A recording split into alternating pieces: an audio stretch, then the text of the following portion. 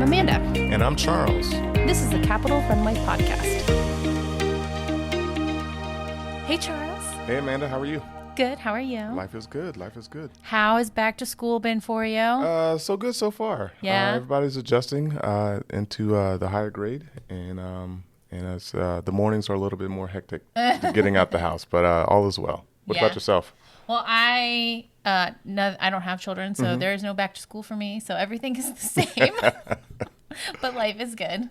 The summer, just coming down from the summer. Yeah. Enjoying those cooler temperatures. So Yeah, it got kind of cool, kind of quick. I'm ready for it. Yes. Bring on all of the pumpkin, everything. Pumpkin spice my life. Well, as long as we stay away from the 30-degree weather, as long as we can, I'm happy. Oh, yeah. The super cold weather. Yeah. In my mind, I was thinking 30 degrees Celsius, and I was like, that's quite warm. What are you? I don't understand. So who are we talking to today? Yeah, so we got a couple of folks lined up. First, we're going to talk to Courtney Gore, who is the Social Impact Specialist here at MWA. She's going to talk to us about the recently published ESG report. So we're going to learn more about that. Do you know what ESG stands for? Yes. So ESG stands for Environmental, Social, and Governance. Oh. Yes. So the airport is involved in all three aspects. And so I'm excited to hear from her and see what we're doing. Yeah, she's going to bring some really great information, I'm sure. And then we have who? After that, we are talking to Chris Paolino, who is wrapping up his role as the acting airport manager over at DCA. Yes. So he's learned a lot over the past couple of months, but he has had an interesting career. Yeah. So I'm excited and interested to hear what he has to say. Absolutely. Well, let's get into it. Let's go. Okay. Well, today we are talking with Courtney Gore, who is our social impact specialist. Welcome to the pod. Thank you for having me. So, Courtney, I understand that we just filed our ESG report. Yes, we did. We just published it. Okay. So, for our listeners, what is ESG and why is it such a big deal that we filed this report? So the rollout of the Environmental, Social, and Governance Report, that's what ESG stands for, is really important and significant, especially for U.S. airports. A really big deal for MWA, for the Metropolitan Washington Airports Authority, for several reasons. There's a growing emphasis on sustainability, on corporate responsibility, and also accountability from leadership. And so we're really excited because this report is an excellent demonstration of the hard work of our team members, but also to the greater aviation industry about how we are committed to all of those different themes I shared before in our ESG impact report. What's one thing you're most excited for people to learn about through this report? So this report that's a hard question to answer because our teams are amazing, they're innovative, and we have some really cool programs that we roll out within the year 2023 and that we're rolling out in 2024. This report covers our 2023 performance and progression. So I'll steal one element or activity from the E, the S, and the G. On the environmental side, there's really awesome activities happening, but a really cool feature that you all probably covered before is that of the liquid collection stations. The liquid collection stations are available at security checkpoints within our airports, and instead of having people throw away their water or their liquid and having that count against us for our landfill count or disposal costs, we can have our passengers pour that out, and it's more sustainable. It's helpful for our custodians who work so hard to keep our airports clean, and it helps us to be more sustainable. And so that's a really great element of the E that you'll see along with many others. For the S, we are really proud of a lot of different social causes, community engagement, diversity, inclusion. A big element we're highlighting this year is our human trafficking awareness and prevention. More to come in 2024, but we rolled out some great programs and a partnership with the Blue Lightning Initiative campaign with Department of Homeland Security to keep our airports safe and to also bring awareness to our airport partners. On the governance side, you'll see a great feature about cybersecurity and all of the work that our MWA labs and technology teams are doing to keep our airports safe, to keep our intellectual property ours, and to make sure that people aren't getting access to our materials. Our finance team is also the recipient of 2 really great awards. They worked really hard. And so those are just some of the many different features we're really proud to roll out in this report and to continue to report on in 2024. Why is all this work important? We're seeing an uptick in regulatory demands, investor demands, and also security assurances for U.S. airports. Metric disclosures or disclosure topics in the E, the S, and the G are becoming mandatory from European governments. So if you think of our European airline counterparts and airport partners, it's a requirement for them to roll out a report like this, to make goals and to report on metrics. And so we want to make sure we're ahead of the curve and we're providing that information to the public and our stakeholders. We're also seeing a lot of institutional investors now require ESG transparency on our metrics as a part of their investment decisions. Insurance agencies want to understand airports' preparedness for risks, environment-related risks, weather risk, and so they want to understand what plan do we have in place so that business isn't disrupted. And so by prioritizing ESG, we can be a more resilient infrastructure and just do better, more responsible business. How long did it take to put together this year's report? So this report took an entire year to design, publish, and to present. We collected photos. We made sure the design was aesthetically pleasing. We gathered narratives and metrics. So it was a year-long labor of love. Wow. Well, congratulations to you and the team. If listeners want to learn more, or is there a place that they can find the ESG report? Where can they go? If people want to access the report, they can at mwaa.com/ESG. That's just mwa.com/ESG. It's available for your viewing pleasure. Awesome. Well, thanks so much for stopping by. And thank you for having me. We're excited that today's guest is none other than Chris Paolino, Acting Airports Manager for DCA. Chris, how are you today? I'm doing well. Thank you for having me. Welcome. Thank you. You started your career in politics. What led you to work here at the Airports Authority? So I had the fortune of working in politics for a number of different elected officials. Worked for a governor, worked for a member of Congress, but ultimately ended up in the administration, working for the United States Department of the Interior, and found out that I loved working in an agency, working in a federal agency, working in an administration. And so after that opportunity ended, spent a little bit more time in politics, but always knew I wanted to get back into that agency environment. And so had been on the look for something when I saw the opportunity to come join the Airports Authority, that quasi-public agency, very similar, where you know there's an opportunity to actually have your feet on the ground and help make change. In the case of the Airports Authority, to help passengers, to help airlines, to help the people who make airports run, and at the time also the Silver Line and the Dulles Toll Road. I leapt at the opportunity. I was fortunate enough to get it. That was 11 and change years ago, and I haven't looked back. It's been fantastic. Grateful to have been able to step out of politics and into something that's a little bit more solid, shall we say. What? So you've had an expansive career at the airports. What accomplishments are you most proud of in each role you've held? Oh, in each role. So I've had the fortune while I've been here to be able to move around to a number of different roles. So I started in public affairs, built on my political background where I was doing communications and public affairs. I spent about 3 years there, and while I was in public affairs, I had the opportunity to work on a number of things. Snowstorms come to mind, and the impact that it has on travelers. I got to spend far more time standing out in the cold, being interviewed, talking about delays, and I think I perfected the line, call your airline for the most up-to-date flight information. But I think the things that I got to work on in public affairs that were always the most exciting were the things that were positive stories. So it was new airline launches. It was talking about the new shops and concessions, the opportunities that were coming for passengers at the airports. I also had the opportunity to work on the rollout of our rebranding when we rolled out our new logo. But as part of that, I got to work on and create the Airports Authority's passenger pledge. And that's something I'm particularly proud of. And that sort of definitive statement that our mission here is to serve our passengers. We're going to do that in working in conjunction with the airlines and working in conjunction with our stakeholders, working in conjunction with the communities we serve. But ultimately, we work when the passengers are having that positive experience flying through. They're the ones who are driving the commerce. They're the ones who are driving the economic development. They're the ones who are driving the community gain, both here and at the destinations that they're traveling to. Yeah, that's awesome.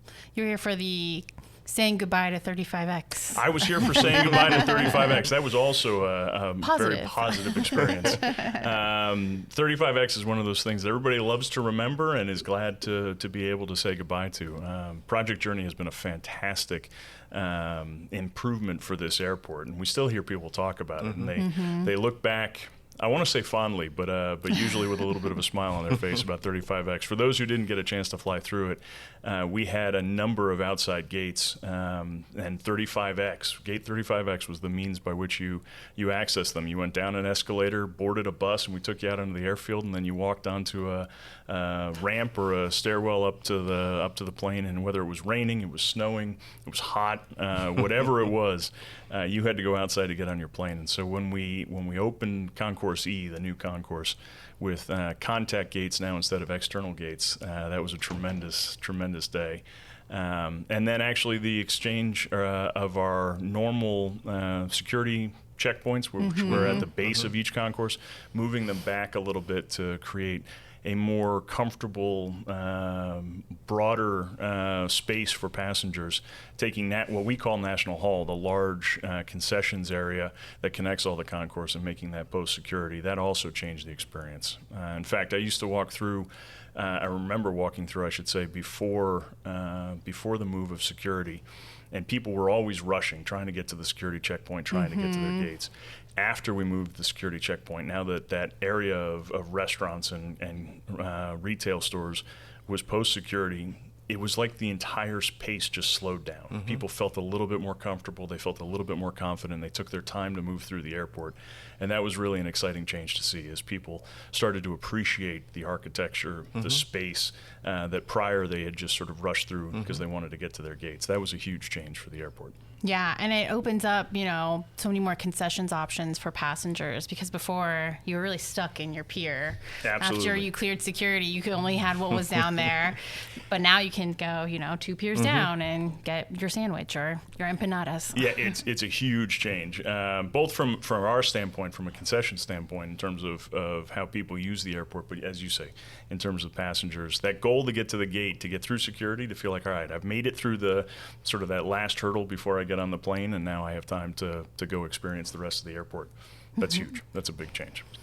So you're currently the acting airport manager, taking over from Paul Malandrino. What has that experience been like for you?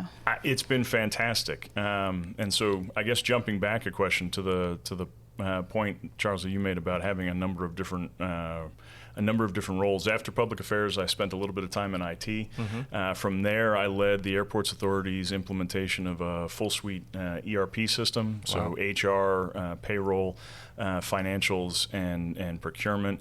And then I took on a new challenge in terms of actually managing that system in production, but also corporate strategy, and to that has been added some operation support. Now the role is permanent role is vice president of strategy and operational performance. And so I've had an opportunity to work on a number of different components of the Airports Authority, seen a lot of different pieces of it. But until you're sitting in the airport and you're actually part of what it takes to keep the airport running on a day-to-day basis, I don't think it's possible to really understand all the different components that go into a successful day at the Airports Authority. You hear it, you hear it talked about, and you understand it, but until you actually see it, it doesn't really register. And that's with almost 26 million, or potentially even past 26 million passengers traveling through this airport by the end of this year. The Airports Authority employees and all the employees associated with Reagan National have that immense sense of pride that they are going to make sure that that experience for those passengers is as wonderful as it can be. And that means responding overnight to issues as they come up, so that the airport is there, ready to open and ready to take care of those passengers the next day. It's been incredible to watch, and it's really nice to be a little bit of a part of. My job, I like to joke, is just to stay out of the way and make sure I don't do something to make life more difficult for them. My job is really just to do whatever I can to support the employees who are already doing a great job, to clear hurdles where necessary, and otherwise just be their loudest cheerleader. Great. So what do you see as the biggest challenges and opportunities for DCA? So I think the biggest challenge for Reagan National now and into the foreseeable future is just the number of passengers who are going to be traveling through a really tight space. In 2023, Reagan National welcomed 25.5 million passengers. It was a record for us last year, and we're expecting that to continue to grow in 2024. We're going to see a record this year. In fact, we expect to see records with continuous growth. Not huge jumps each year, because there's only so many additional flights that can come and so many more passengers that can fly through.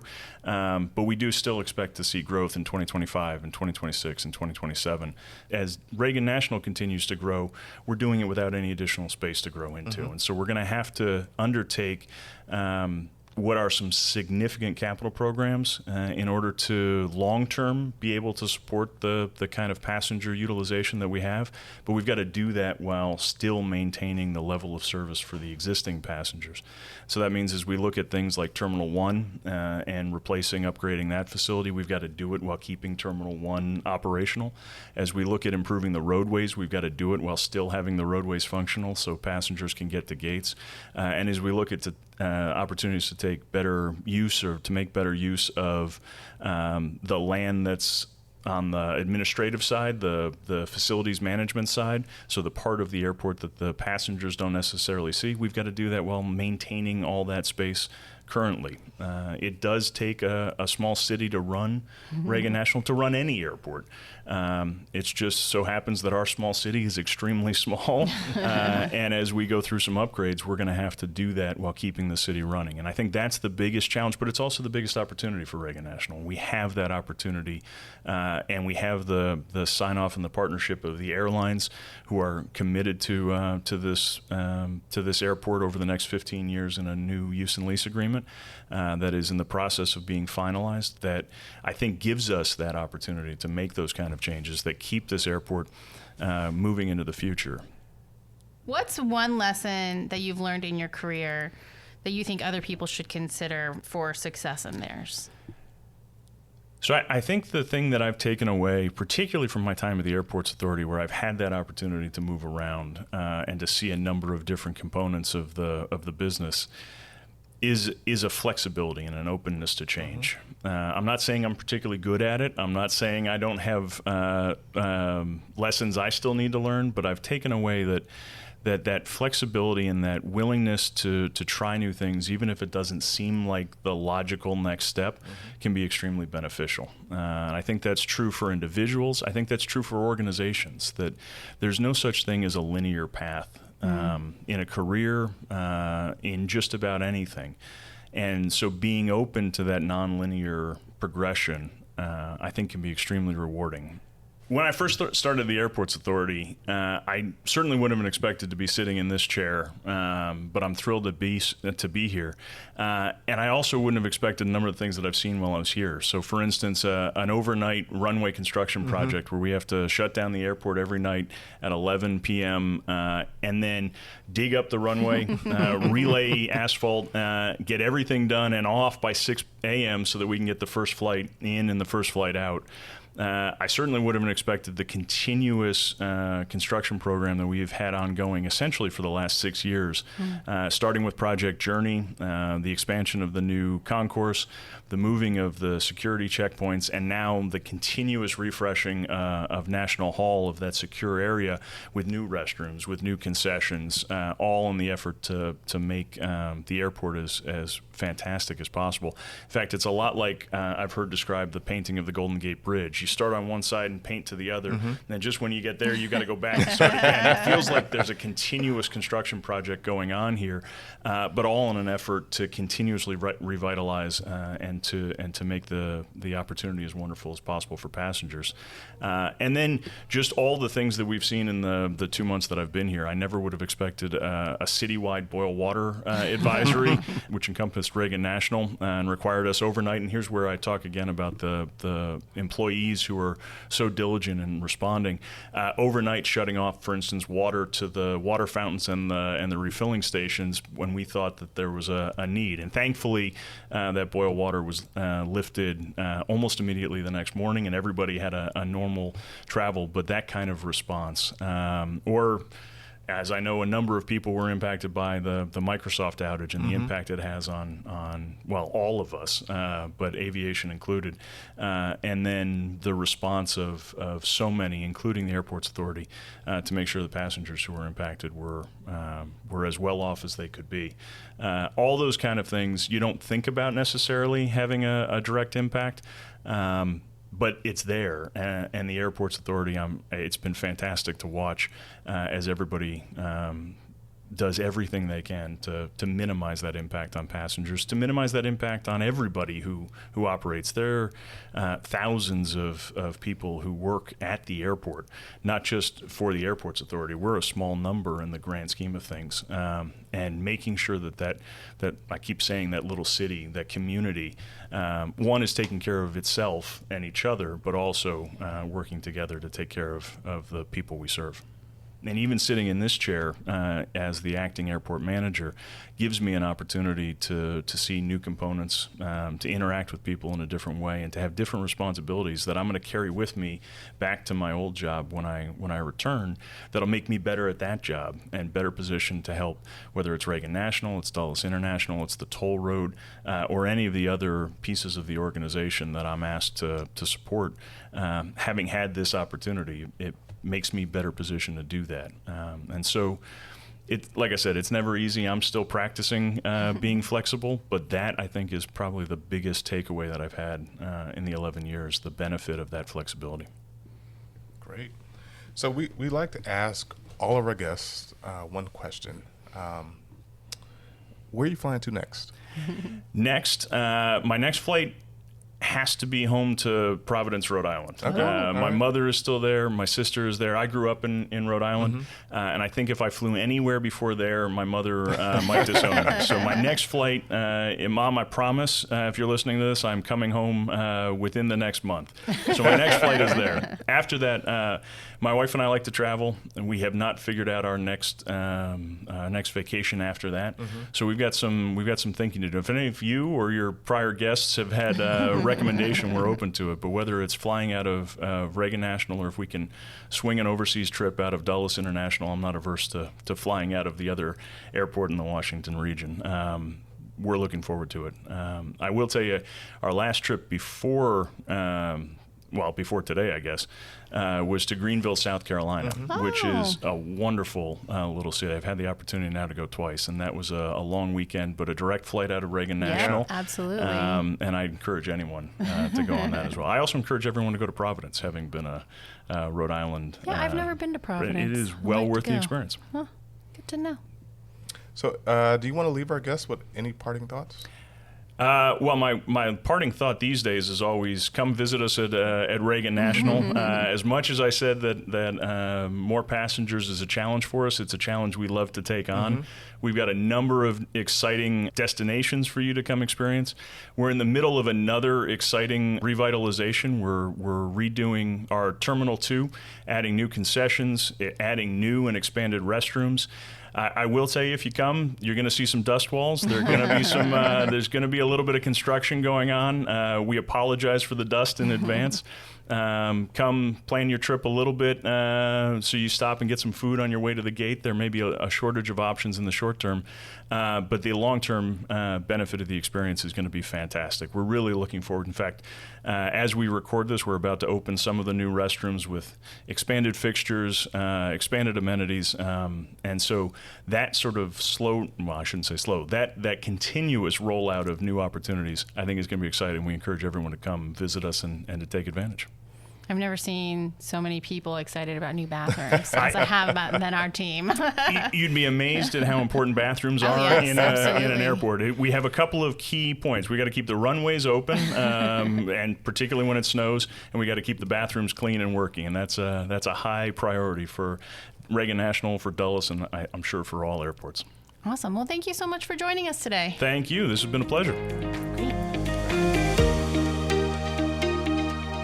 So those were great conversations. I know. I really enjoyed both of them. Yes. So first we heard from Courtney. Yep.